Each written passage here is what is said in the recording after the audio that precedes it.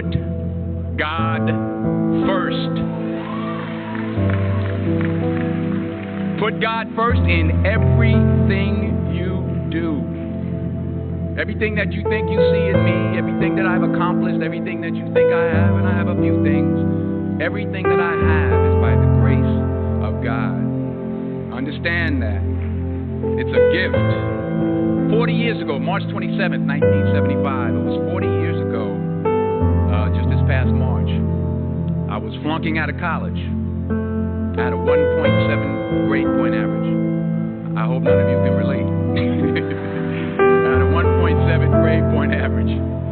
I was sitting in my mother's beauty shop. They still call it beauty shop now? What they call it now? Yeah, I was sitting in the beauty parlor.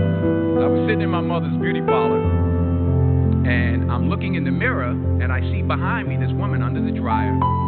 And every time she looked up, every time I looked up, she was looking at me, just looking me in the eye. And I didn't know who she was, and I said, she said, somebody give me a pen, give me a pencil. I have a prophecy.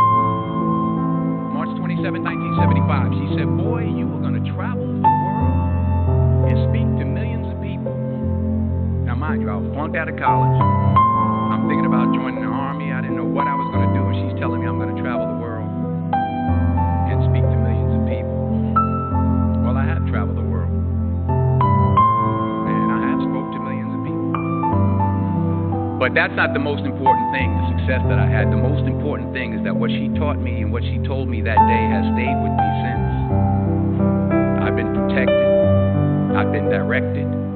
I've been corrected. I've kept God in my life and has kept me humble.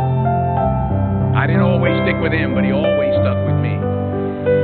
So stick with him in everything you do.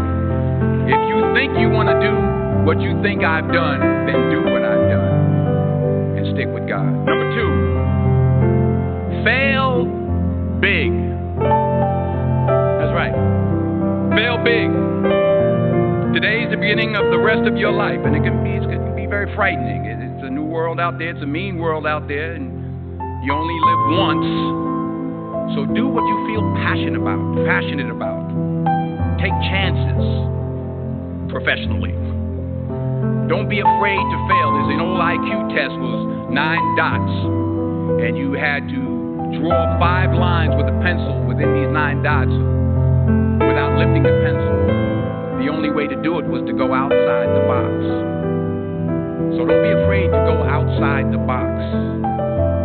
Don't be afraid to think outside the box. Don't be afraid to fail big, to dream big. But remember, dreams without goals are just dreams, and they ultimately fuel disappointment. So have dreams, but have goals. Life goals, yearly goals, monthly goals, daily goals. I try to give myself a goal every day. Sometimes just to not curse somebody out. Simple goals, but have goals. And understand that to achieve these goals, you must apply discipline and consistency. In order to achieve your goals, you must apply discipline, which you've already done, and consistency every day, not just on Tuesday and just a few days. You have to work at it every day. You have to plan every day. You've heard the saying, we don't plan to fail, we fail to plan. Hard work works. Working really hard is what successful people do. And in this text, tweet, twerk world that you've grown up in, remember, just because you're doing a lot more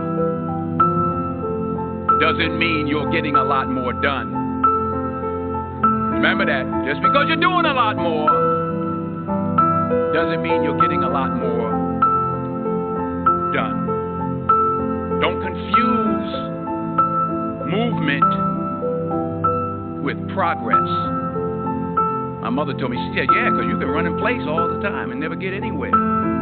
So continue to strive, continue to have goals, continue to progress. Number 3, you'll never see a U-Haul behind a hearse. I'll say it again. You'll never see a U-Haul behind a hearse. I don't care how much money you make, you can't take it with you.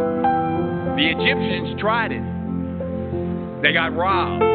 That's all they got. You can't take it with you. And it's not how much you have. It's what you do with what you have. We all have different talents. Some of you will be doctors, some lawyers, some scientists, some educators, some nurses, some teachers. Yeah, okay. Some preachers. The most selfish thing you can do in this world is help someone else. Why is it selfish? Because the gratification, the goodness that comes to you, the good feeling that I get from helping others, nothing's better than that. Well, one or two things, but nothing's better than that. Not jewelry, not big house I have, not the cars, but it's the joy. That's where the joy is, in helping others. That's where the success is, in helping others. Finally, I pray that you put your slippers way under the bed tonight, so that when you wake up in the morning, you have to get on your knees to reach them.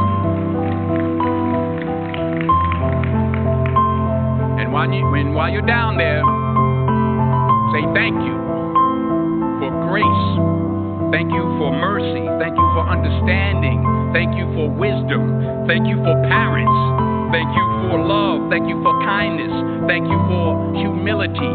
Thank you for peace. Thank you for prosperity. Say thank you in advance for what's already yours. It's how I live my life. That's why I am. One of the reasons why I am today. Say thank you in advance for what is already yours. True desire in the heart for anything good is God's proof to you sent beforehand to indicate that it's yours already. I'll say it again. True desire in the heart, that itch that you have, whatever it is you want to do, that thing that you want to do to help others and to grow and to make money, that desire, that itch, that's God's proof to you, sent beforehand already to indicate that it's yours. And anything you want good, you can have. So claim it. Work hard to get it. When you get it, reach back. Pull someone else up. Each one, teach one. Don't just aspire to make a living. Aspire to make a difference.